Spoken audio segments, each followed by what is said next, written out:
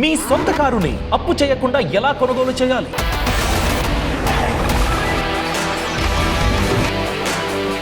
లేదు అప్పు చేయాల్సిందే అనుకున్నట్లయితే ఎలా ప్లాన్ చేసుకోవాలి? మీ శాలరీకి తగ్గట్టుగా ఎలాంటి కారు కొనుగోలు చేస్తే బెటర్? సెకండ్ హ్యాండ్ కార్ కొనాలా, బ్రాండ్ న్యూ కార్ కొనాలా, లేదండి ఎస్యూవీ కొనుగోలు చేస్తా, స్పోర్ట్స్ యూటిలిటీ వెహికల్, ఏది మీ సిచ్యువేషన్కి సూట్ అవుతుంది?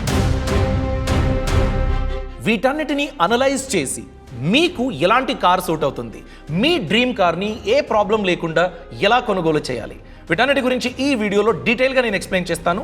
సో మీరు కూడా కార్ కావాలి అని కలను కంటూ ఉంటే ఈ వీడియో తప్పకుండా ఎండ్ వరకు చూడండి. నమస్కారం, నేను అభిషేక్ రామప్ప.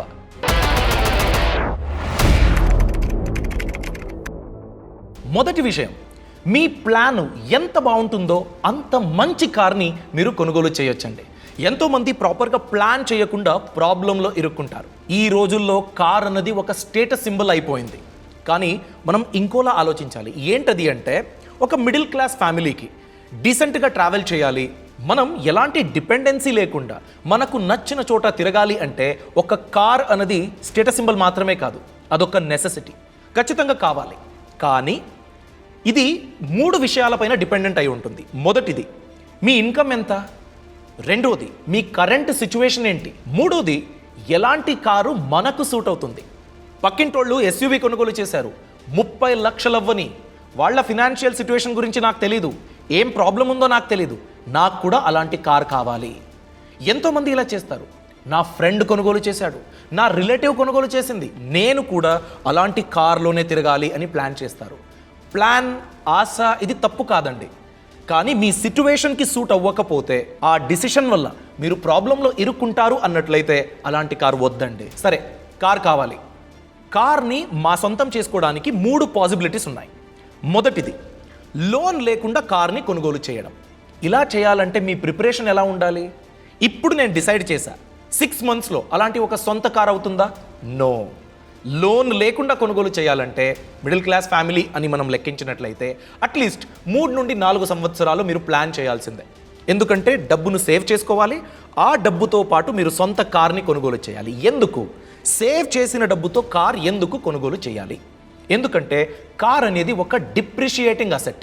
అంటే షోరూమ్ నుంచి బయటకి వచ్చేయగానే మీ కార్ వాల్యూ అనేది 10% తగ్గిపోతుంది. షోరూమ్కి బయటకు వచ్చేసి జస్ట్ 5 కిలోమీటర్స్ నడిపారనుకోండి, దాని తర్వాత ఈ కార్ నాకు వద్దు అనుకున్నట్లయితే 10 లక్షలు మీరు ఇచ్చారనుకోండి, ఆ 5 కిలోమీటర్స్ రైడ్ తర్వాత మీకు వచ్చేది 9 లక్షలు మాత్రమే.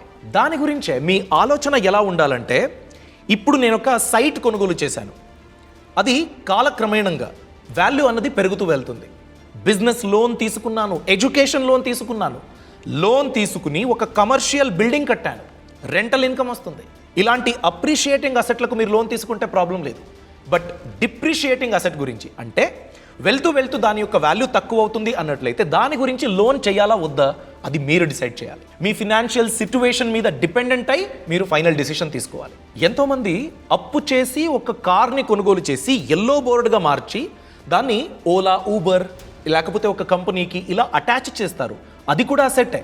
ఎందుకంటే దాని యొక్క లోన్ ఈఎంఐ, వేరే కార్ కొనుగోలు చేయాలంటే ఇన్కమ్, ఇవన్నీ అది జనరేట్ చేస్తుంది.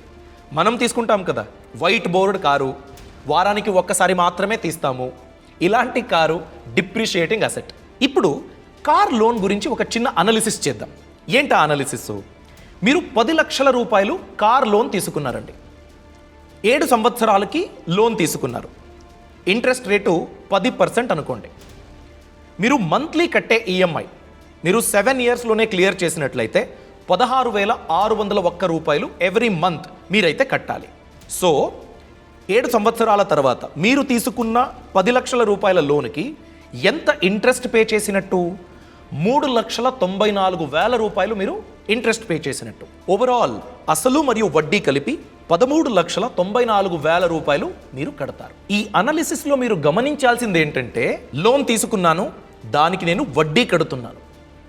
లోన్ తీసుకున్నది 10 లక్షల రూపాయలు, 7 ఇయర్స్ అయిపోయింది. ఆ 10 లక్షల రూపాయల కారు వాల్యూ ఎంత ఇప్పుడు? 7 ఇయర్స్ తర్వాత మేబీ హాఫ్ కూడా కాదు. అంటే దాదాపు 14 లక్షలు ఖర్చు పెట్టాను.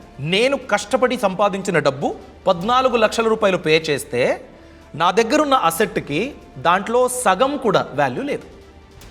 ఇలాంటి అసెట్కి మీరు లోన్ తీసుకోవాలా, 10% వడ్డీ కట్టాలా అన్నది క్వశ్చన్.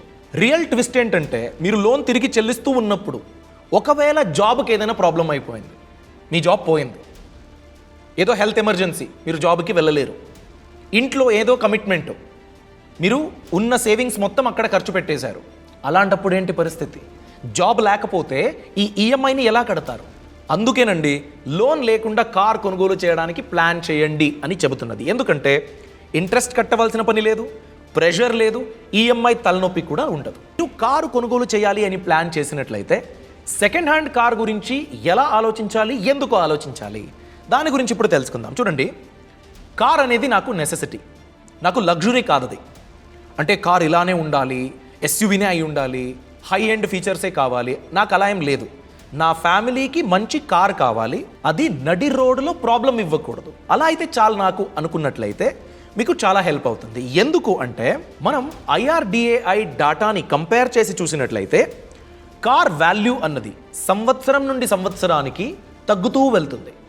ఇప్పుడు మీరు 20 లక్షల రూపాయల ఒక కార్ని కొనుగోలు చేశారండి, ఇన్వెస్ట్మెంట్ పెట్టారు, లోనో క్యాషో ఎలానో మీరు కొనుగోలు చేశారు.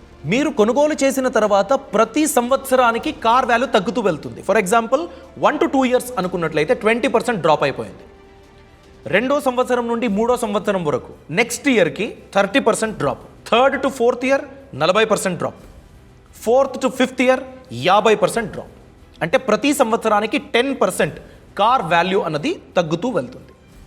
20 లక్షలు పెట్టి మీరు కొనుగోలు చేసిన కారు మీరు ఎంత బాగా మెయింటైన్ చేసినా కూడా 5 సంవత్సరాల్లో 10 లక్షల విలువైన కారు అవుతుంది.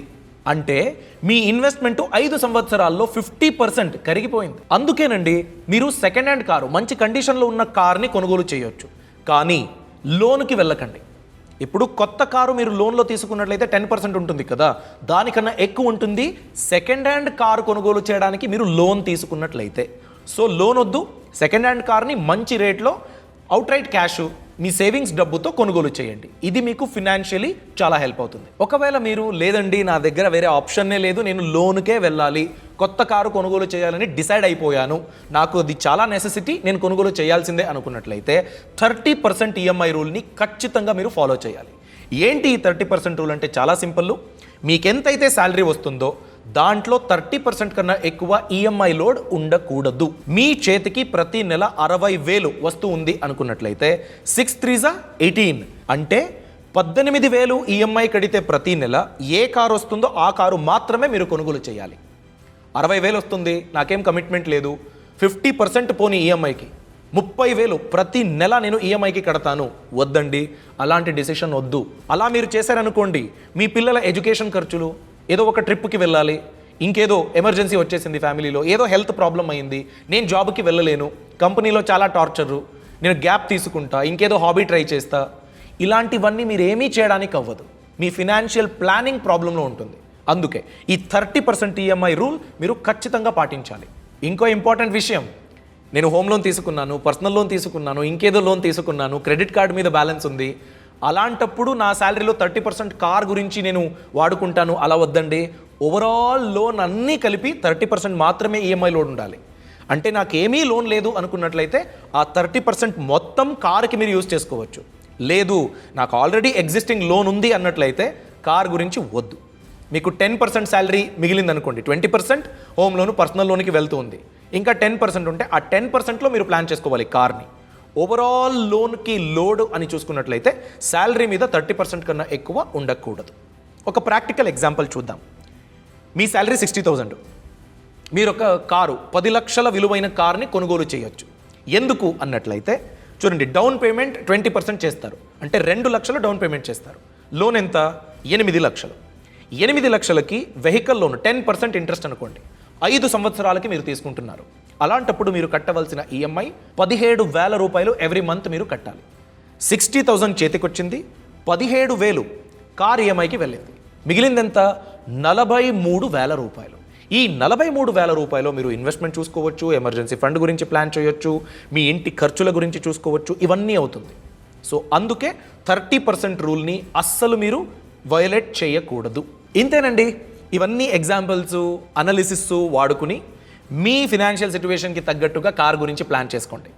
ఫినాన్షియల్ డిసిప్లిన్ ప్రాపర్గా లేకపోతే ప్రాబ్లంలో ఇరుక్కుంటాము. సో వీలైనంత మీరు సేవ్ చేసి మీ కార్ని కొనుగోలు చేయండి. అది ఎందుకంటే డిప్రిషియేటింగ్ అసెట్. ఓకేనా? మీరు దాన్ని పాటిస్తారని నేనైతే ఆశిస్తున్నాను. మీరు మీ కార్ని ఎలా కొనుగోలు చేశారో ఆ ఎక్స్పీరియన్స్ని కామెంట్ సెక్షన్లో తప్పకుండా షేర్ చేయండి. ఈ ఇన్ఫర్మేషన్ నచ్చినట్లయితే లైక్ చేయండి. ఎవరైతే కార్ గురించి ప్లాన్ చేస్తున్నారో వాళ్ళకి ఈ వీడియో లింక్ని తప్పకుండా షేర్ చేయండి. Thanks for watching.